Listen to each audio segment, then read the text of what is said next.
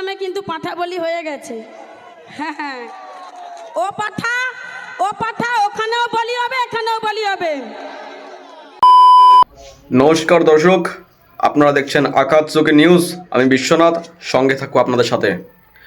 এখানে এই মহিলা বলছে যে পাঠা বলি হয়ে গেছে। আমি সেই পার্টির কোনো লোক না, আমি কোনো পার্টির পক্ষপাতী না। আরে ভাই, তোরা তো সবচেয়ে বড় পাঠা। তোরা যে অশিক্ষিত মালগুলো এরকম ভাই যে ভুংবাং কথা বলিস, তোদের কথা কোনো মূল্য আছে? তোরা সামাজিক কোনো মুদ্রানে কথা বলিস না, তোরা কোনো সামাজিক উন্নতি নিয়ে কথা বলিস না, তোরা কোনো অর্থনৈতিক উন্নতি নিয়ে কথা বলিস না। তোরা যখন তখন বলে এর বলি দেবো, ও কী করছে, ওর ছিটছে, এগুলো কি হচ্ছে? ভদ্র ভাষায় তো কথা বলবি। তুই এত লোকের সামনে একটা সুন্দরভাবে একটা মঞ্চে দাঁড়িয়ে এতগুলো কথা বলছিস, এগুলো অশিক্ষিতের কথা। আজকে ভাই আমি আকাশ চুকির একজন ব্যক্তি বলছি যে নেতাগুলো ভাই যদি এরকম করে পরবর্তীকালে ভাই বাংলা তো উচ্ছনে যাবেই, কিছু হবে না। কোনো নেতার দরকার নেই, সিস্টেমকে এমনভাবে তৈরি করতে হবে ভাই, নেতাদের প্রয়োজন হবে না। আজকে আমি সেরকম সিস্টেম করতে যাই যেখানে ভিআইপি কালচার নষ্ট হয়ে যাবে, যে অমুকের পা ধরে চাটো, অমুকে তোমার ই করে দেবে, অমুকে তোমার বড় ই বানিয়ে দেবে, কেউ কিছু করতে পারবে না। এই কালচারটাকে, যে ভিআইপি নেতা কালচার, এই কালচারটাকে নষ্ট করে দিতে হবে। লাগলে সংবিধানে বদল হোক, এমন কিছু নিয়ম, এমন কিছু অ্যালগোরিদম তৈরি করতে হবে যেখানে এসব নেতা মেতায় থাকবে না। শোনো, একটা কথা বলি, এই বাংলার মাটিতে একটা গদ্দার ছিল, আর একটা গদ্দারের জন্ম হয়েছে শুভেন্দু অধিকারীর ভাই হুমায়ুন কবির। দুটোই ধর্মকে বেঁচে খাচ্ছে, দুটোই ধর্মকে বেঁচে খাচ্ছে।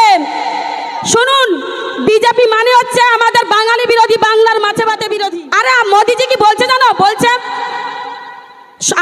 আমরা যদি ক্ষমতায় আসি সোনার বুঙ্গাল করবে, বাংলা নয়। পাঠার বলি হয়ে গেছে, দেখতে হবে না? আবার দেখবেন মমতা ব্যানার্জির পায়ে ধরে চলবে মা আমায় বাঁচাও, ওটাই দেখার অপেক্ষায় আমরা আছি।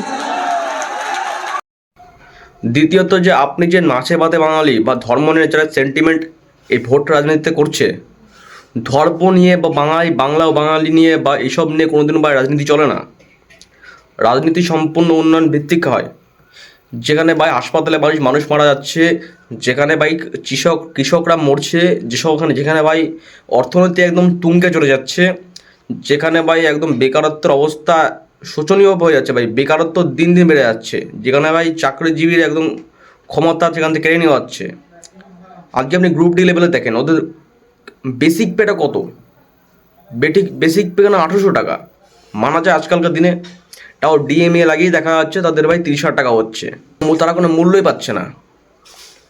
তো এই ব্যক্তি যারা আমরা আছি, যারা আমরা দেখছি এই ভিডিওটা, আমাদের ভাই বোধ বুদ্ধি নেই যে এ ওকে সাপোর্ট করছে, ওকে সাপোর্ট করছে। আরে তোরা নিজেকে সাপোর্ট কর। এই ভিআইপি কালচারকে নষ্ট করে দিতে হবে, যাতে এরকম কোনো বিভীষণ বা রাবণ গজিনে উঠতে পারে।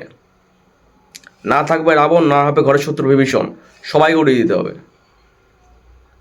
ভিআইপি কালচারই শেষ করে দিতে হবে। না থাকবে নেতা নেতৃত্ব কালচার, না থাকবে কোনো ভিআইপি, না থাকবে কোনো মঞ্চ সিস্টেম, না থাকবে কোনো ভোটের প্রচার, সব কিছু উড়িয়ে দিয়ে এমন একটা ক্লিন সিস্টেম তৈরি করতে হবে যেখানে কোনো উদ্গান্ডুরা এখানে কোনো রাজত্ব না করতে পারে।